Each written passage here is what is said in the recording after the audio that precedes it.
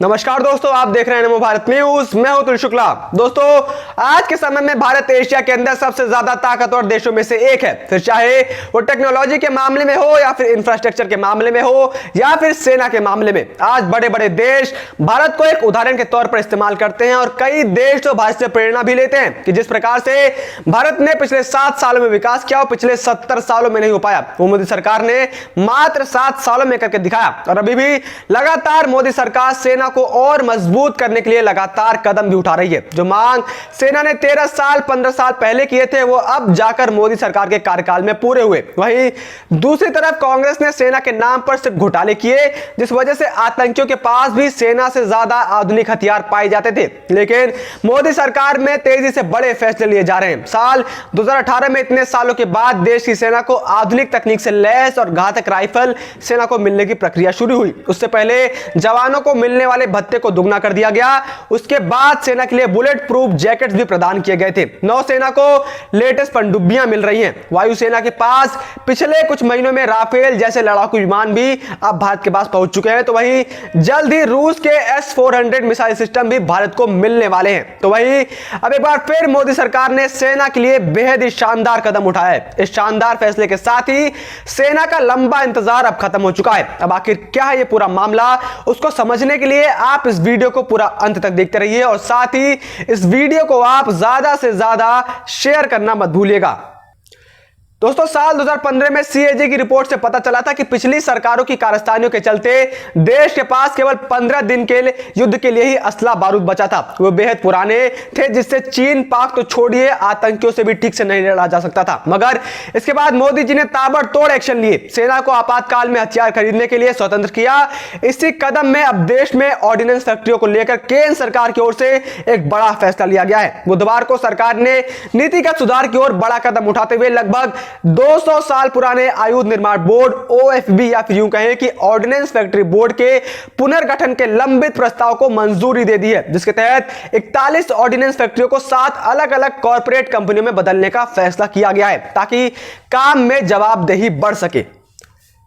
सबसे पहले आप ये समझ लीजिए कि ये ऑर्डिनेंस फैक्ट्रियां होती क्या हैं। तो दोस्तों, देश की सैन्य जरूरतें जैसे राइफल, बंदूक, गोला बारूद, केमिकल, पैराशूट, टैंक, बुलेट और माइंस प्रूफ गाड़ियां ऑर्डिनेंस फैक्ट्री में बनती हैं। रक्षा मंत्रालय डिपार्टमेंट ऑफ डिफेंस प्रोडक्शन के ऑर्डिनेंस फैक्ट्री बोर्ड के तहत काम करती हैं। इस वक्त देश में 41 ऑर्डिनेंस फैक्ट्रियां हैं, जिनमें करीब 1,25,000 से ज्यादा कर्मचारी काम करते हैं। इन फैक्ट्रियों को 80% ऑर्डर इंडियन आर्मी की ओर से दिए जाते हैं।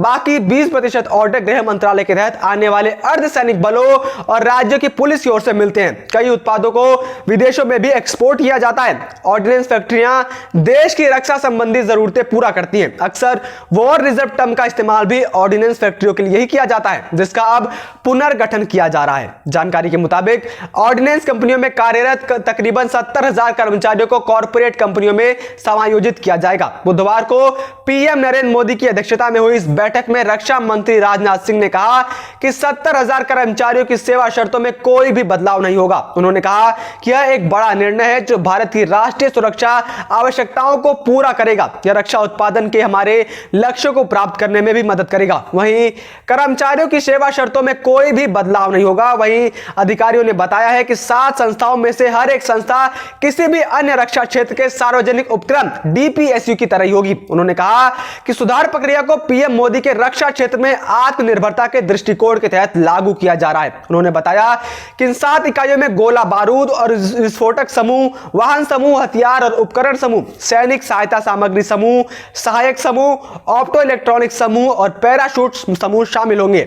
वहीं आपको बता दूं कि सरकार की इस नीति के तहत किन किन कंपनियों को पुनर्गठन किया जाएगा। जो 7 प्रस्तावित कंपनियां हैं, उनमें से 4 के अधीन शहर की निर्माणियां होंगी। शहर की आयुध निर्माणियों का कई क्षेत्रों में बड़ा योगदान रहा है। सूत्रों के अनुसार जो 7 कंपनियां बनाई जाएंगी, उनमें से एक गोला बारूद और विस्फोटक समूह की होगी। इस प्रकार के उत्पादन में लगी सभी ऑर्डिनेंस फैक्ट्रियां यानी कि ऑर्डिनेंस फैक्ट्रियों को इसमें मर्ज किया जाएगा। दूसरी कंपनी वाहन समूह की होगी, जिसमें टैंक, सुरंग रोधी वाहन आदि बनाने वाली फैक्ट्रियों को मर्ज किया जाएगा। तीसरा समूह हथियार और उपकरणों का होगा। इसमें छोटे, मध्यम एवं बड़े कैलिबर के हथियार बनाने वाली फैक्ट्रियों को समाहित किया जाएगा। चौथी कंपनी सैनिकों से जुड़े साजो सामान बनाने के लिए होगी, जो ट्रूप कंफर्ट आइटम ग्रुप होगा। पांचवा समूह एनिसिलरी ग्रुप होगा। छठा ऑप्टो इलेक्ट्रॉनिक्स ग्रुप होगा, जबकि सातवीं कंपनी पैराशूट ग्रुप की होगी। इस प्रकार सभी 41 फैक्ट्रियों को उनके रक्षा उत्पादन सामग्री के हिसाब से इन 7 नई कंपनियों में तब्दील कर दिया जाएगा। अब आप ये सोच रहे होंगे कि इनके पुनर्गठन से भारत को क्या फायदा होगा और किस मामले में यह इतना बड़ा फैसला माना जा रहा है। तो आपको बता दूं कि जो रिपोर्ट सामने आई है उनमें कहा गया है कि सातों कंपनियां सरकारी होंगी, कर्मचारियों के हितों को कोई नुकसान नहीं होगा। दावा किया जा रहा है कि निगमीकरण से उनकी क्षमता में इजाफा भी होगा, उत्पादन बढ़ेगा, सैन्य हथियारों की ज्यादा लागत का सवाल भी नहीं रहेगा, उन्हें नई तरह की सैन्य सामग्री बनाने का अवसर भी मिलेगा। यही नहीं, इन निर्माणों में बनने वाली हथियारों का उपयोग पहले की तरह देश की सेना ही करेगी। जब वहीं विदेशों में भी निर्यात के अवसर मिलेंगे। वहीं इसी पहल में अपने कदम को आगे बढ़ाते हुए केंद्र सरकार ने 2024 तक 35,000 करोड़ रुपए का सालाना रक्षा निर्यात का लक्ष्य भी रखा है। सरकारी आंकड़ों के मुताबिक साल 2017 में भारत का रक्षा निर्यात 1,521 करोड़ था, जो साल 18-19 से बढ़कर 10,745 करोड़ रुपए हो गया, यानी करीब 700% का उछाल है। पिछले कुछ वर्षों को सरकार के इस मोर्चे पर बड़ी कामयाबी हासिल मिली है और भारत आने वाले समय में इन आंकड़ों को और बढ़ाना चाहती है। और अब कई देश जिस हिसाब से भारत के हथियारों में रुचि दिखा रहे हैं, यह जल्द ही संभव है। इसके साथ ही सरकार साल 2024-25 तक ऑर्डिनेंस फैक्ट्रियों के टर्नओवर को 30,000 करोड़ तक बढ़ाना चाहती है। फिलहाल ये करीब 14,000 करोड़ है।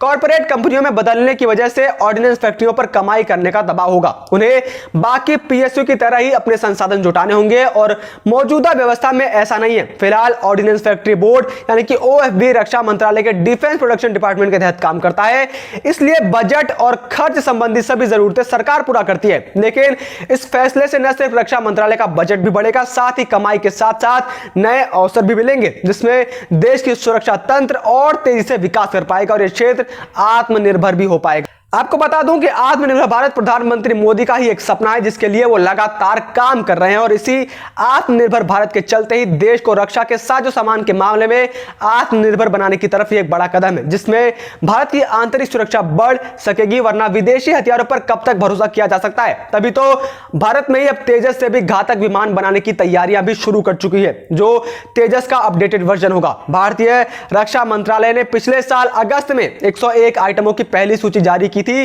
जिन्हें अब केवल देश में ही खरीदा जा सकेगा। वहीं दूसरी सूची में 2021 से लेकर 2025 तक हर साल कुछ आइटमों को शामिल किया गया है। रक्षा क्षेत्र में आत्मनिर्भर भारत की बड़ी घोषणा है। इस सूची के मुताबिक दिसंबर 2021 यानी कि इस साल के अंत के बाद 3.5 टन वजन तक की क्षमता वाले सभी हेलीकॉप्टर की खरीद केवल देश के अंदर से ही हो सकेगी। इसके अलावा बख्तरबंद गाड़ियां, mini UAV, anti tank guided missile, चौकसी करने और नजर रखने के सिस्टम, जमीन में हवा में मार करने वाली मिसाइल, दीवार के आर पार देखने वाले रडार जैसे बड़े और आधुनिक साजो सामान भी केवल देशी कंपनियों से ही खरीदे जाएंगे। आज यह जो भी संभव हो पाया है, मोदी का अपने देशों के लोगों के अंदर भरोसा ही है, जो आज भारत को इतनी कामयाबी मिली है। आज भारत बड़े बड़े सेना के हेलीकॉप्टर बनाने की काबिलियत तक पहुंच चुका है और इन कंपनियों के पुनर्गठन के बाद इन क्षेत्रों में विकास का ग्राफ काफी तेजी से बढ़ने की भी उम्मीद है। बाकी आपकी इस बारे में क्या राय है, आप कमेंट बॉक्स में जरूर बताएं। जय हिंद, जय भारत। वीडियो को लाइक, सब्सक्राइब और शेयर करना ना भूलें।